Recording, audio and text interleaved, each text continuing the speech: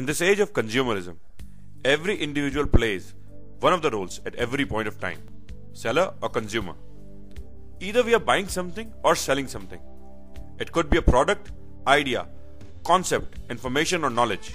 But behind sales, the main product which gets sold is us, the humans, who can be represented in the form of product, idea, concept, information or knowledge.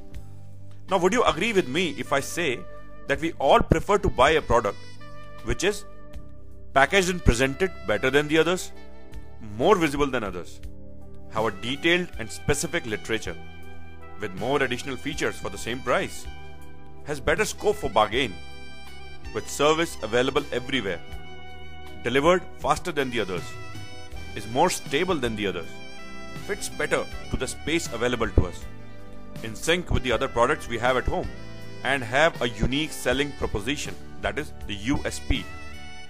Don't we always buy something which matches all or most of the above? So you can see how careful and selective we are when we have to select a product. Now imagine how selective an HR professional would be while selecting an employee. Now you would find several definitions for interview, but the way I put it is interview is a process of one human making a preference for another human over several other humans and on behalf of other humans. It's only the human being which plays the role of buyer, seller, as well as the product in an interview process, and the preference is created through a series of filters collectively called interview.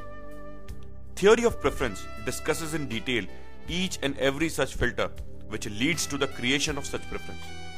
It will guide you to each and every process in detail which will make your prospective employer prefer you over the others.